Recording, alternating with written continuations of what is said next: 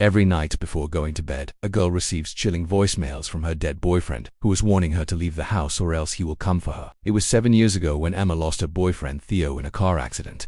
She was only 19, and since then her life hasn't been the same. Even though all of her friends had moved on, Emma couldn't let go of Theo. She still kept in touch with his family and spoke to them every week. But this wasn't enough. It wasn't as if she could move on when there was no closure. One night while Emma was sitting in her room reminiscing about old times, she heard her phone ringing. Startled, she looked at the screen and saw that it was Theo's number. Her hands began to shake as she hesitantly picked up the phone. "Hello," she said into the receiver. There was silence on the other end, and then she heard Theo's familiar laugh. "I knew you'd pick up if I called. You haven't changed one bit, you know," he said. Emma was shocked. She wanted to scream, but she couldn't. Theo, is that really you?" she finally managed to say. "Of course, it's me. Who else would it be? I was just thinking about you, and then I got the brilliant idea to call you up and say hi," he said. Emma felt tears pricking at her eyes. Was this real?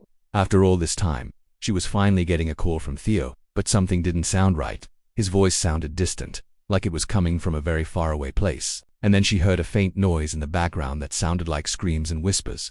Emma shook her head, trying to get rid of the strange feeling that was slowly creeping up her spine. Are you there?" she asked, her voice trembling. "Yeah, I'm here. Listen, I just wanted to say hi. I'll call again sometime later," Theo said. And with that, he hung up the phone. Emma sat there staring at the receiver in her hand, her mind racing. Had she really just talked to Theo? The thought both scared and excited her, but then the fear started to creep back in. Why did his voice sound so distant? And what was that noise in the background? She decided to shake off the unsettling feeling and went to bed. But every night after that, Theo would call. At first, their conversations were normal. They'd talk about anything and everything, just like old times. But slowly, the tone of the calls started to change. Theo would sound angry and bitter, and sometimes Emma could hear strange noises in the background, like footsteps and whispers. Then one night Theo didn't even bother to say hello. "Get out of the house," he snarled. "Why? What do you want?" Emma asked, her voice shaking. "I don't want to hurt you, but I have to. You left me no choice," he said.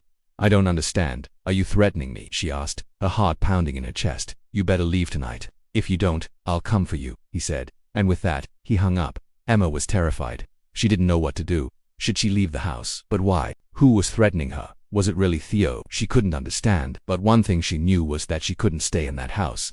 Every night she would hear Theo's angry voice telling her to leave, and she knew that if she didn't, he would find a way to make her. So she packed a bag and left. As soon as she stepped outside, she felt a sense of relief. She knew that she had made the right decision, but then she turned around to look at the house one last time. That's when she saw him standing on the porch, his eyes fixed on her. Emma screamed and ran as fast as she could. She could hear Theo's voice calling her name, but she didn't stop. She didn't dare. She kept running until she reached her friend's house. When Emma finally stopped running, she realized that she was safe.